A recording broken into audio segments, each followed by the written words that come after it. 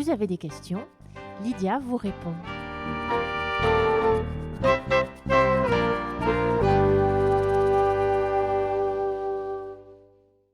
Là, j'ai une question d'une psychologue. Une longue question, parce que j'ai l'impression, les psys, ça pose des questions longues, et multiples d'ailleurs. Alors, j'ai 2 enfants de 12 et 9 ans. Il y a 4 ans, ils ont perdu leur oncle et 5 mois plus tard leur grand-père. Pendant la fin de la maladie de leur grand-père, ils l'ont peu vu. Ils devaient venir lui dire au revoir le lendemain de sa mort, mais ça n'a pas pu se faire. Finalement, ils ont été au funérarium lui dire au revoir. Ils ont assisté à son enterrement. Je pense avoir répondu à leurs questions à ce moment, tout en étant malgré tout dans une période de vie très difficile, donc personnellement. Récemment, leur grand-oncle, le frère de leur papy, est également décédé. Ils reviennent maintenant avec de nombreuses questions sur la mort, celles de leur grand-père et de leur oncle. Comme si le décès de leur grand-oncle amenait de nouvelles questions sur la mort et leur développement. L'âge amène aussi d'autres questions. Donc, moi, la première question que je me pose, je me demande comment leur parler de la manière compréhensible de la mort tout en respectant leur âge et leur compréhension différente des choses. Alors là, je réponds tout de suite, tu peux vraiment te faire confiance. Parce que ce que tu écris, je m'adresse directement à cette personne, ce que tu écris, tu leur as répondu à l'époque d'une manière juste, comme tu pouvais. Continue de la même manière, c'est tout à fait juste. Et c'est clair de te rendre toi-même compte, certainement tu as parlé différemment aux plus jeunes, donc celui qui à l'époque, 4 ans avant, donc c'est qui avait 5 ans, et l'autre qui avait 8 ans. C'est passé effectivement pas exactement les mêmes tranches d'âge. L'un est encore dans la petite enfance et l'autre est déjà dans l'enfance. Donc maintenant qu'ils sont l'un dans l'enfance et l'autre dans le début adolescence, moi je pense déjà début adolescence, 12 ans, eh bien tu leur réponds de nouveau comme tu sens juste, en leur posant des questions sur ce qu'ils... eux, ils posent des questions, hein, ils ont besoin de réponses, donc tu leur réponds au mieux que tu peux. Et comme entre-temps, tu as cheminé aussi par rapport à la situation d'il y a 4 ans, je pense que ça ne pose aucun problème. Fais-toi confiance. Alors, la deuxième question est comment se passe le processus de deuil chez un enfant et un adolescent? Alors, je pense l'enfant, le deuil d'un enfant, je crois il est quand même beaucoup plus comme un livre ouvert. Il prend les choses comme elles sont, en se posant des questions, et à travers les questions, tu comprends ce qui se passe dans sa tête. Donc comme ça, on peut suivre un enfant.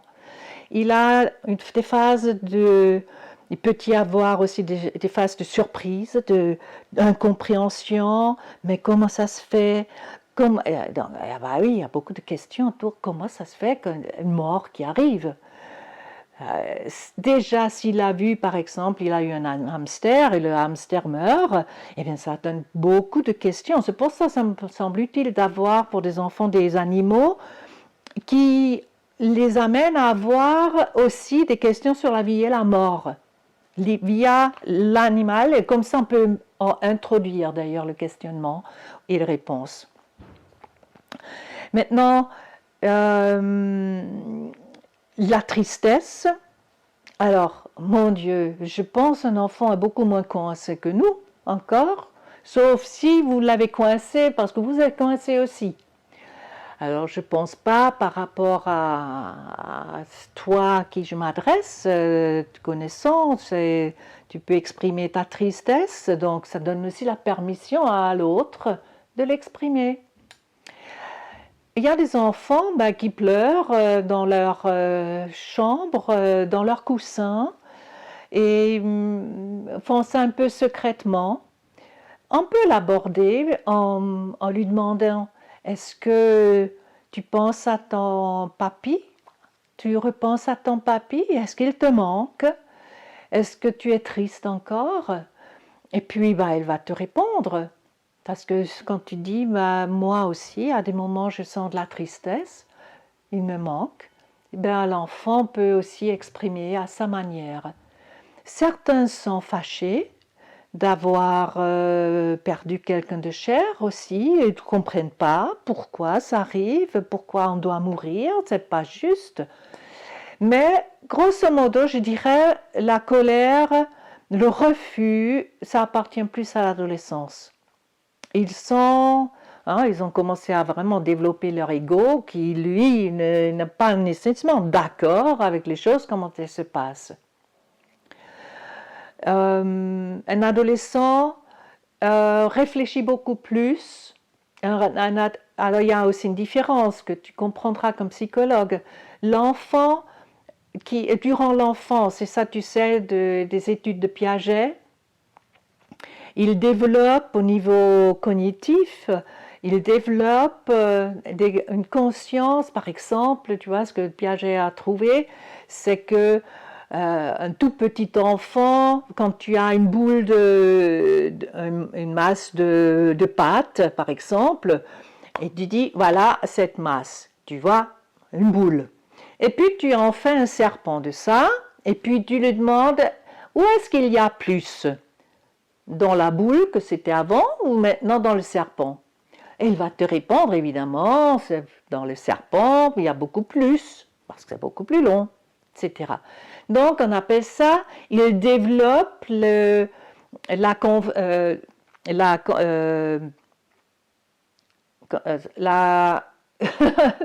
ça m'échappe, la conservation de la masse. Ça y est. Après, la conservation du liquide, etc. Il développe au niveau cognitif des notions qui, pour la petite enfance, ne sont pas là. Ça veut dire, les choses chez le petit peuvent changer encore, alors que chez nous, on sait que c'est des transformations qui ont lieu, mais c'est encore la même chose qu'avant sous une nouvelle forme. Après, tu sais aussi que vers l'adolescence, il y a une nouvelle conquête, c'est-à-dire des hypothèses du ce qui pourrait être, c'est-à-dire la réflexion de ce qui n'est pas vraiment la réalité, mais ce qui pourrait être. Donc cette conception du conditionnel qui pour l'enfant est encore difficile, il ne peut pas vraiment rentrer dedans. Et il faut tenir compte de ces niveaux de connaissance, de développement au niveau du mental. Et ça veut dire la réflexion d'un adolescent n'est pas la même que chez le petit.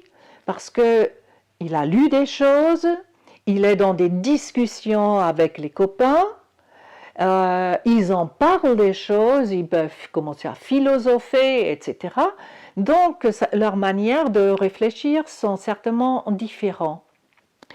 Alors, je vais venir à la troisième question que tu poses, qui est en corrélation avec ce que je viens de dire, c'est-à-dire, est-ce que mon aîné peut-il ne pas avoir fait de travail de deuil au moment du décès de son papy et le faire maintenant qu'il est confronté à d'autres décès dans la famille? Je pourrais répondre par oui, c'est possible, absolument, qu'il n'a pas fait pas totalement fait le chemin du deuil, la traversée du deuil, et ça c'est normal parce que ça nous arrive à nous aussi. Combien de fois j'ai déjà rencontré des gens qui m'ont dit bon, moi j'ai fait le deuil, c'est bon, voilà, parce qu'on n'a plus d'émotionnel qui nous submerge, parce qu'on a pris un peu de distance, parce qu'on a accepté à vivre avec cette absence. N'empêche, combien de fois j'ai pu observer, arrive une nouvelle perte de quelqu'un qu'on aimait, qui va réveiller des endroits en nous qu'on n'a pas encore vus, qu'on n'a pas traités, parce que ce n'était pas l'occasion au départ. Et que maintenant, voilà, c'est l'heure qu'on le regarde. Alors ça ne veut pas dire « Ah mon Dieu, mais je croyais, j'avais fait mon deuil, et ben, je ne savais rien du tout, je me suis leurrée. » Non, non, non, tu as fait des chemins. Donc, je pense ce jeune, quand il avait 8 ans, il a fait, à l'âge qu'il avait, il a digéré cette perte du papa, et tu as fait bien parce que tu leur as montré, tu es allé avec eux au funérarium, tu les as amenés à l'enterrement, donc tu n'as rien caché du tout. Donc voilà, c'était tout ouvert et ils ont participé. C'est tout à fait parfait. Maintenant, ils sont plus âgés, chacun a passé dans un nouvel âge, et donc on a d'autres questions. Et c'est ça ce qui se passe, ce grand-oncle, qui était probablement beaucoup moins proche que le grand-père, eh bien, ça réveille maintenant quand même quelque chose par rapport au grand-père. Et donc voilà, on a traité ça. C'est pas qu'il n'a pas fait le deuil, la partie deuil qu'il était accessible à lui, oui, il l'a fait. Mais maintenant, il y a d'autres parties encore qui correspondent à son âge.